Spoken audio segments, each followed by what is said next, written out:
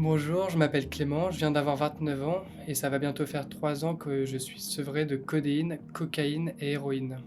À 22 ans, j'ai fait un contrôle de début d'année chez mon dentiste parce que j'avais des problèmes de mâchoire. Elle était très petite et on s'est rendu compte qu'une de mes dents allait poser problème. Du coup, on m'a envoyé chez un chirurgien pour m'opérer. L'opération s'est plutôt bien passée, il n'y avait vraiment rien à signaler, mais malheureusement pour moi, ça a été le début d'un cauchemar. Quand le chirurgien m'a demandé si j'étais allergique à des substances ou à des médicaments, j'étais incapable de répondre. Et j'ai pas osé dire je sais pas, je lui ai directement répondu non. Est-ce que ça aurait changé quelque chose en y repensant? Je pense pas. Mais enfin, ça aurait été mieux pour tout le monde. Avec mon père, on est tout de suite sorti de la clinique, il est passé à la pharmacie pour récupérer mes médicaments. Il a ramené du Clipal codéine et vraiment tout s'est passé très rapidement parce que en sortant, j'avais déjà très mal et on m'a dit que le Clipal c'était un antidouleur mais qu'il fallait que je respecte certains dosages. Donc j'ai suivi une semaine de traitement et en réalité, j'ai presque aucun souvenir de cette semaine parce que les médicaments que je prenais me faisaient pratiquement tout le temps dormir. C'était vraiment un cercle vicieux. Donc j'en prenais un pour estomper la douleur, je dormais, cette douleur me réveillait, j'en reprenais un et ainsi de suite. À l'époque, j'habite chez mes parents, donc ils m'aident, ils m'apportent à manger, mais je suis un tel zombie, totalement amorphe. Enfin, je ressentais déjà une seule envie, c'est de reprendre un médicament, sans arrêt. L'horreur, ça a été vraiment quand il a fallu arrêter. Je faisais des angoisses nocturnes, j'ai eu des troubles du comportement, mon cœur faisait vraiment n'importe quoi, des palpitations. Et c'est quand j'ai commencé à rêver que je prenais de la codéine que ça a été un premier déclic pour moi. Dans mes rêves, je faisais le chemin entre ma chambre et la salle de bain où mes parents rangeaient les médicaments. Mon cerveau, il le savait, il anticipait ma douleur parce qu'il savait la souffrance que j'allais endurer si j'en prenais pas un de suite. Et ça a été vraiment le début du cauchemar.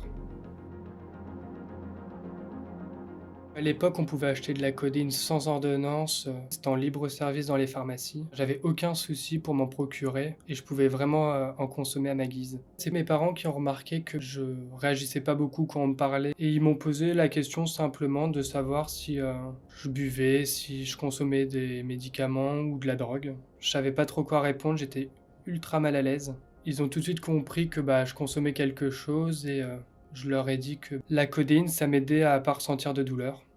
Et à partir de ce moment-là, ils ont décidé de m'aider. Ils ont super bien réagi, ils étaient compréhensifs. Et leur seule idée, c'était de m'aider pour arrêter cette consommation. Ils savaient que c'était mauvais pour moi et pour mon corps. Mes parents ont tout de suite voulu m'aider en m'envoyant dans un centre, mais j'ai énormément appréhendé et ça a été ma deuxième erreur. C'est de vouloir aller dans ce centre pour leur faire plaisir et pas parce que j'en avais besoin. Parce qu'au final, j'avais peur d'être soigné, j'avais peur de cette sensation de manque. Pour moi, c'était 2 semaines insupportables. C'était, toujours un regard, moralisateur, des infirmières, des médecins. La bouffe était dégueulasse et pour moi, c'était vraiment, inutile. 2 semaines, qui m'ont conforté dans l'envie de sortir et de reprendre une dose. Je suis retourné dans mon école de commerce à Paris. De base, je suis pas le gros fêtard, mais j'ai fait la connaissance de quelques potes à la première soirée, ils consommaient un peu. Au début, je j'osais pas franchir le pas. Dans le même temps, j'avais la codéine qui me faisait plus aucun effet et puis un soir, ils m'ont fait essayer. C'est parti depuis un rail et après j'en ai fait plusieurs et ça compensait, plutôt bien. J'ai fait un peu plus de la moitié de l'année quand même avec eux. J'ai dû, consommer, pendant je sais pas 7, 8 mois. Au début, c'était de la cocaïne, après de l'héroïne et au fur et à mesure, du temps, quand je prenais les doses, j'ai pris conscience de l'état misérable dans lequel je me retrouvais. Déjà, j'arrivais plus du tout à suivre les cours, mes potes, d'enfance, je les voyais plus du tout, j'étais vraiment qu'avec ce groupe-là et ça a été, pour moi le deuxième déclic et certainement celui qui a sauvé ma vie.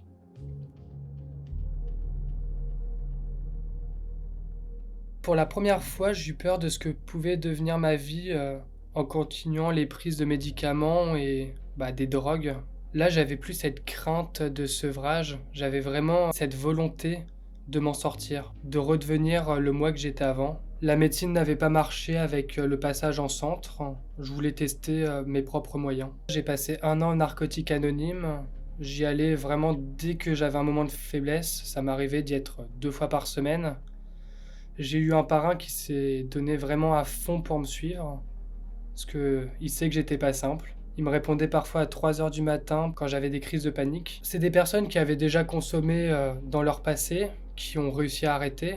Entendre leur histoire te fait réfléchir et prendre conscience des choses. Franchement, pour moi, le choix, il était vite fait, hein. J'ai décidé de prendre le gars qui a le vécu et qui a les conseils à te donner pour t'aider à surmonter cette épreuve. Aujourd'hui, je me retrouve face à toi, donc mon cas a marché avec les narcotiques anonymes.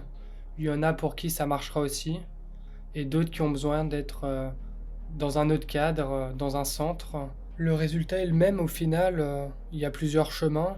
Je suis heureux pour tous ceux qui arrivent à s'en sortir, que ça soit avec les narcotiques anonymes ou dans un centre. Même si la médecine n'a pas marché pour moi, elle marche pour beaucoup de monde aujourd'hui. Et le principe, c'est vraiment de s'en sortir, peu importe le moyen, et c'est ça qui compte.